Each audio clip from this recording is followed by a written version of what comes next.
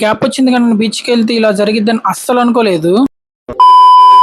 హే చల్లామ్స్, అందరు ఎట్లున్నారు? మంచుకుంటున్నారా? ఈరోజు మనం ఆడిపోతున్నాం తెలుసా, బీచ్కి పోతాం. సరే రండి పోదాం. అలా బీచ్కి స్టార్ట్ అయిపోయాను. అక్కడ పక్కన మీకు కనిపిస్తుంది కదా, అదే అనమాట ఇస్కాన్ టెంపుల్. నెక్స్ట్ టైం వెళ్ళినప్పుడు ఖచ్చితంగా మీకు చూపిస్తాను. ఇప్పుడైతే బీచ్కి వెళ్దాం. సరే రండి. మరి అసలు ఈ బీచ్ల పక్కన ఉండే విల్లాలు ఉంటాయి చూసారు ఇక్కడ, అసలు వాళ్ళ ఓనర్స్ ఉంటారో లేదో తెలియదు కానీ ఒక వాచ్మెన్ మాత్రం కంపల్సరీగా ఉంటాడు. వాళ్ళకి అసలు ఇన్ని డబ్బులు ఎట్లా వస్తాయో ఏమో, మనకు మాత్రం ఏమీ ఉండవు. పొద్దున్నే బేవర్స్ గాళ్ళు ఎక్కువైపోయారు. ఇది తిరునాళ్ళకి జనాభా వచ్చినట్టు ఎంతమంది వచ్చారో చూడండి. ఇది బీచ్ అనుకుంటున్నారా ఇంకేమనుకుంటున్నారో కానీ.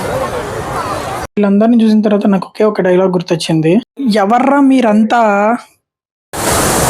ఏందిరా అయ్యా ఇది, గోదావరి పుష్కరాలకు కూడా ఇంతమంది రారు కదరా. ఇంతమంది వచ్చారేంట్రా? స్పైసీ ఇరుకుమా? సరే పర్వాలేదు, సరే పర్వాలేనా?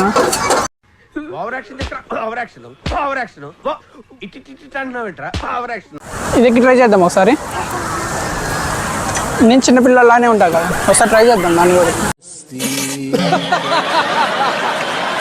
ఎక్కుదామని దగ్గరికి వెళ్ళి అడిగా, మీ పిల్లలు ఎక్కడ ఉన్నారని అడిగాడు.